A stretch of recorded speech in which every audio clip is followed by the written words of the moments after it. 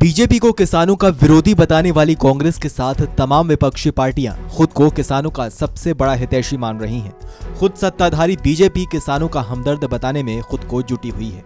लेकिन गौर करने वाली बात यह है कि आजाद भारत के इतिहास में क्या वाकई में राजनीतिक दल किसानों के हितैषी रहे हैं? बात चाहे कांग्रेस राज की ही क्यों ना हो, सवाल कायम है। आज किसानों के लिए छाती पीटने वाले तमाम विपक्षी दलों ने क्या वाकई किसानों के लिए इतनी शिद्दत कभी दिखाई है? इस बात को समझने के लिए आपको साल 1973 याद दिला देते हैं। केंद्र में कांग्रेस की सरकार थी और इंदिरा गांधी देश की प्रधानमंत्री थी। इस साल गेहूं की फसल अच्छी हुई थी। यूपी की कांग्रेस सरकार किसानों को सरकारी दामों पर गेहूं बेचने के लिए मजबूर कर रही थी। सरकार का आदेश था कि सभी किसानों को सरकारी मूल्यों पर गेहूं बेचना अनिवार्य है, लेकिन बाजार का रुख कुछ और ही था। गेहूं की पैदावार अच्छी होने से किसानों को बाजार में अच्छा भाव मिल रहा था। सरकार का कहना था कि किसानों के खेतों में अगर 1 क्विंटल गेहूं पैदा हुई है तो इसमें किसानों को आधा सरकार को देना होगा। सरकार के इस आदेश पर किसान राजी नहीं थे। अब किसानों के सामने संकट था कि भाव बाहरी बाजार में अच्छा मिल रहा था और सरकारी आदेश उन्हें अपनी फसल सरकारी दामों पर बेचने के लिए बाध्य कर रही थी। जिसके बाद धीरे धीरे किसानों में विरोध के स्वर उठे और जनसंघ द्वारा इस विरोध का समर्थन कर इसे आंदोलन में बदल दिया गया। सरकार के खिलाफ इस आंदोलन का नाम लेवी आंदोलन रखा गया।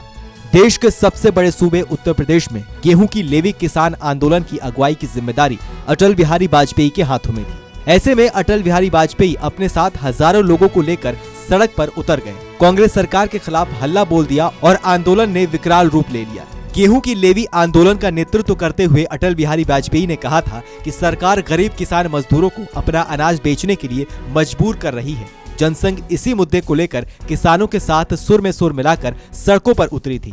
आंदोलन का विकराल रूप देखकर केंद्र सरकार एक्शन में आई और उत्तर प्रदेश में आंदोलन का नेतृत्व कर रहे अटल बिहारी वाजपेयी को लखनऊ में गिरफ्तार कर लिया गया। अटल जी के साथ खड़े लोग भी इतने अटल थे कि उनको पीछे हटाना मुश्किल था। लिहाजा अटल जी के साथ 500 और लोगों को गिरफ्तार कर देश की सबसे सुरक्षित जेलों में से एक नैनी जेल में रखा गया। ऐसा नहीं था कि प्रधानमंत्री बनने के बाद अटल बिहारी वाजपेयी किसानों के साथ खड़े होने का वादा भूल गए। अटल बिहारी वाजपेयी देश के प्रधानमंत्री बने तो किसानों के हक में कई अहम फैसले लिए। किसानों को क्रेडिट कार्ड की सुविधा अटल बिहारी वाजपेयी ने शुरू की थी और गेहूं का समर्थन मूल्य 19.6% बढ़ाकर इतिहास रच दिया। इसके अलावा चीनी मिलों को लाइसेंस प्रणाली से मुक्त कर दिया और राष्ट्रीय कृषि बीमा योजना तैयार कराई। खैर बात शख्सियत की भी होती है। अटल बिहारी वाजपेयी का नेतृत्व किसी जाति, धर्म और किसी पार्टी विशेष की विचारधारा से बढ़कर था। आपकी इस मुद्दे पर क्या राय है, हमें कमेंट सेक्शन में लिखकर जरूर बताइए। देश और दुनिया की तमाम बड़ी खबरों के लिए आप देखते रहिए TV9 भारतवर्ष।